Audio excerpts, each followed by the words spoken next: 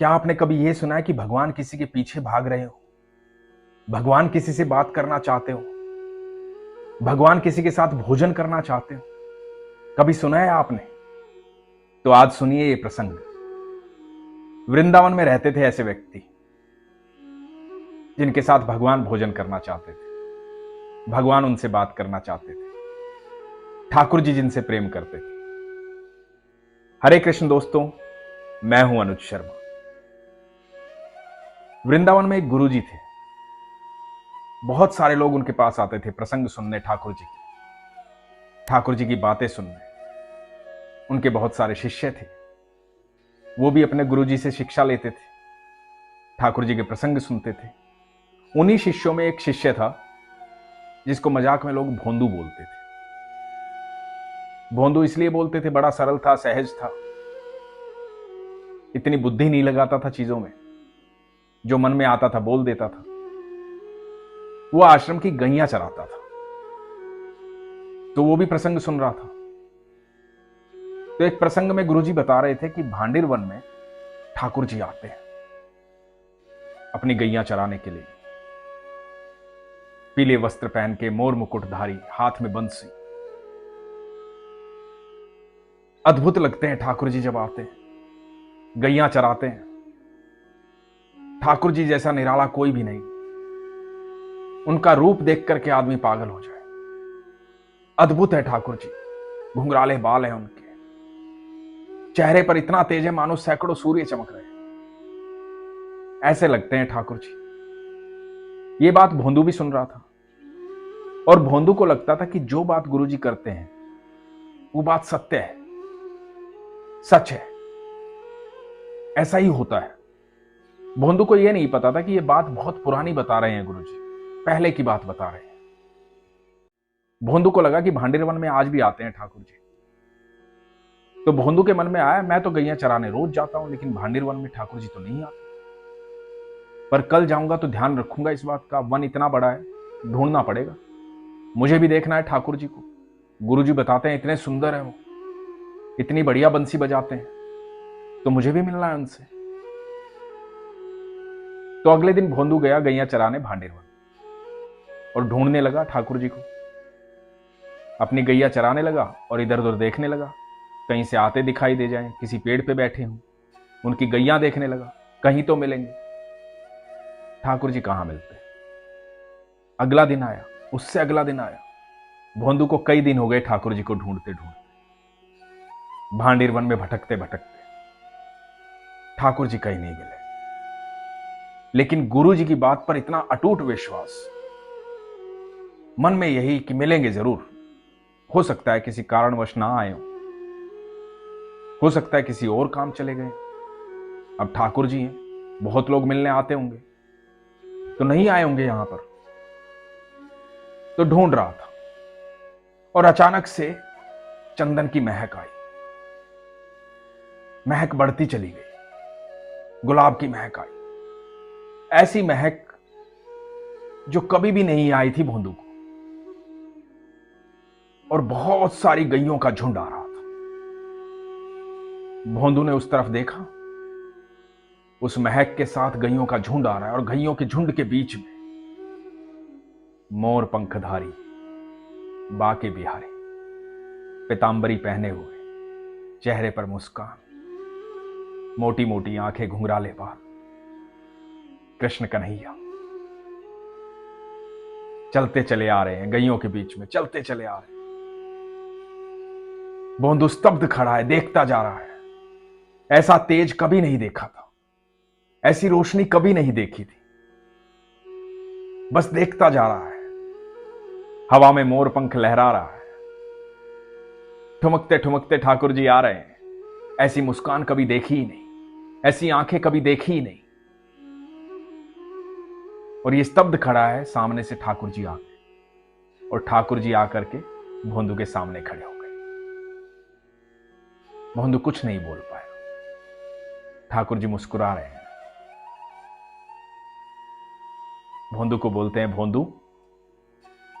भोंदू बोलता है कि आप ठाकुर जी हैं ना, आप कृष्ण कन्हैया है ना, मेरे गुरुजी ने बताया था आप यहां आते हैं, इतने दिनों से आप ही को ढूंढ रहा हूं, आप वही है ना? ठाकुर जी मुस्कुराते हैं, कहते हैं हाँ मैं वही हूं। भोंदू बोलता है, अरे गुरुजी आपके बारे में बताते हैं, गुरुजी बताते हैं आप इतने सुंदर हैं, इतने सुंदर हैं। मैं सच बताऊं, जितना गुरुजी बताते हैं ना उससे तो कहीं ज्यादा सुंदर है आप जैसा सुंदर तो कोई हो ही नहीं सकता। मैं तो बस देखता ही रह गया आपको, आप कितने खूबसूरत हैं, आपको कोई देखे तो देखता ही रह जाए, मैं तो बस देखता ही रह गया। तो ठाकुर जी बोले, भोंदू बातें बहुत हो गई, भूख बहुत जोर की लगी है, कुछ खाने को है तेरे पास? अब भोंदू हड़बड़ाया, बोला हाँ है, खाने को है। अब भोंदू बेचारा अपनी 4 रोटी लेकर जाता था, थोड़ी सी सब्जी खोली ठाकुर जी के सामने, ठाकुर जी को बोला कि ये लीजिए। ठाकुर जी ने सब्जी रोटी खाई और ठाकुर जी बोले, और कुछ है? भोंदू बोला, नहीं ठाकुर जी, बस ये 4 रोटियां थी मेरे पास। तो बोले कि कल फिर आएगा तो मेरे लिए अच्छे से भोजन लेकर आना, भूख बहुत लगती है मुझे, तो खाना लेकर आना। भोंदू बड़ा प्रसन्न हुआ, खुश हुआ, मन में बस यही सोच रहा था, मेरे गुरुजी की बात सच्ची थी। मैं ही मन में ऐसे ख्याल ला रहा था कि हो सकता है अब ना आते हो सकता है कहीं चले गए हो, पर ठाकुर जी तो आते हैं। अब भोंदू आश्रम चला गया। भोंदू ने यह बात किसी को नहीं बताई। भोंदू अगले दिन सुबह जब आ रहा था तो रसोइये से बोला कि थोड़ा भोजन ज्यादा बांध देना। रसोइये को लगा कि भूख लग जाती होगी, सारा दिन धूप में गैया चराता है, भोजन ज्यादा बांध दिया। पहुंचा, ठाकुर जी आए, ठाकुर जी के पास बैठा, खाना खाया, बहुत सारी बातें की, बताया कि मैं गैया चराता हूं, आश्रम में रहता हूं, मेरे गुरुजी ऐसे हैं। अब ठाकुर जी भी अपनी बातें बता रहे थे, मित्रता बढ़ती जा रही थी। ठाकुर जी बोले, कल खाने में कुछ और लेकर आना। अगले दिन भोंदू फिर गया। ऐसा करते करते कई दिन बीत गए। भोंदू खाना लेकर जाता, ठाकुर जी रोज खाना खाते। एक दिन रसोइये ने गुरुजी से शिकायत कर दी, कहा कि पता नहीं ये भोंदू को क्या हो गया, कई दिन से ज्यादा खाना लेकर जाता है, समझ में नहीं आ रही, ये कहीं खाना बांटता तो नहीं है, कहीं इतना खाना तो नहीं खाता था ये। तो गुरुजी ने भोंदू से पूछा, भोंदू आजकल तू बहुत खाना लेकर जाता है, क्या बात हुई, सब ठीक ठाक तो है या किसी और को देता है? भोंदू ने कहा, नहीं गुरुजी, वो आपने बताया था ना भांडीर वन में ठाकुर जी आते हैं, तो ठाकुर जी आते हैं मुझसे रोज मिलने, उनको खाना बहुत अच्छा लगता है यहां का, तो उनके लिए लेकर जाता हूं। तो गुरुजी ने कहा, क्या ठाकुर जी आते हैं? कौन ठाकुर जी? अरे गुरुजी आपने बताया था ना कन्हैया आते हैं, कृष्ण कन्हैया, मोर पंखधारी। गुरुजी बोले, कैसी बात कर रहा है, कौन आता है वहां? अरे गुरुजी मैं वही बता रहा हूं जो आप कह रहे थे, ठाकुर जी आते हैं, रोज मेरे साथ खाना खाते हैं। तो गुरुजी को लगा कि कोई बच्चा आता होगा ठाकुर जी जैसे कपड़े पहन के, मोर पंख लगा करके। अब भोंदू तो भोंदू ऐसे लगा होगा, ठाकुर जी आता है। तो बोले कि ठीक है, तेरे ठाकुर को कल लेकर आ आश्रम। तो भोंदू बोला कि ठीक है गुरुजी, मैं ही लेकर आऊं? बोले, अरे हां तू ही लेकर आ, तू ही मिलता है ना। तो भोंदू तो इस बात से खुश था कि इसके गुरुजी ने उसे आदेश दिया कि तू ठाकुर जी को लेकर आ, क्योंकि भोंदू को लगता था ठाकुर जी तो सबसे मिलते होंगे, तो शायद किसी और शिष्य को भेजेंगे, पर मुझे आज्ञा दी है तो मैं जरूर जाऊंगा। अब भोंदू पहुंचा अगले दिन भोजन लेकर के ठाकुर जी के पास। तो जब ठाकुर जी भोजन करने लगे तो ठाकुर जी को बोला, ठाकुर जी सुनो, मेरे जो गुरुजी हैं ना, उन्होंने आपको बुलाया है, एक बार उनसे मिलने चलो, मैंने वादा किया है उनसे कि आपको लेकर आऊंगा। ठाकुर जी बोले, सुनो भैया, मैं तुम्हारा दोस्त हूं, तुम्हारा मित्र हूं, किसी और के लिए नहीं जाऊंगा, और तुम्हारे गुरुजी से मेरा क्या वास्ता, मेरा वास्ता तुमसे है। तुम मेरे साथ बैठो, बातें करो, खाना खाओ, जो तुम्हारा मन करता है करो, जब तुम बुलाओगे मैं आ जाऊंगा, लेकिन किसी और के लिए नहीं जाऊंगा। भोंदू बोला, नहीं नहीं, ये गलत बात है, ऐसे क्यों नहीं जाओगे, और गुरुजी से वास्ता क्यों नहीं है?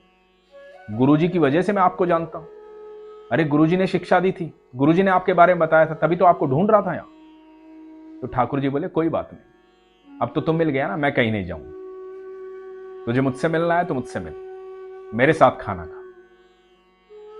अब भोंदू को बड़ा बुरा लगा कि मेरे गुरुजी के बारे में ऐसा बोला। भोंदू ने ठाकुर जी के सामने से भोजन उठा लिया। भोंदू बोला, देखो खाना खाना है ना तो मेरी बात माननी पड़ेगी। अब ठाकुर जी बोले कि भैया खाना खाऊं ना खाऊं, लेकिन मैं ये बात नहीं मानूंगा। मैं तो तेरे साथ ही बैठ सकता हूं और किसी के पास नहीं जाऊंगा। भोंदू बोला कि ठीक है, कोई बात नहीं, ना मैं आज के बाद खाना लाऊंगा ना मैं आपसे मिलूंगा, और मुझे आपसे मिलना भी नहीं है। आज के बाद आना भी मत मेरे पास, मैं जा रहा हूं। अरे आप समझ ही नहीं रहे, जिन गुरुजी की वजह से मैं आपको जानता हूं, आप उनसे मिलने के लिए मना कर रहे हो। आप कह रहे हो कि उनसे वास्ता क्या है। ये बहुत गलत बात है। आप मेरे गुरुजी से नहीं मिलोगे। अरे गुरुजी ने सब कुछ सिखाया, गुरुजी ने आपके बारे में बताया, तो आप समझ ही नहीं रहे हो। तो ठीक है, आप नहीं समझ रहे हो तो मैं क्यों समझू। आज के बाद आपका मेरा वास्ता भी खत्म। ठाकुर जी देख रहे हैं। भोंदू ने अपना सामान लपेटा और जाने लगा। ठाकुर जी को यह बात बर्दाश्त नहीं हुई। इतने सरल और इतने सीधे भक्त से ठाकुर जी क्यों नहीं मिलना चाहेंगे। हमें तो अंदाजा भी नहीं है कि ठाकुर जी हमसे कितना प्यार करते हैं।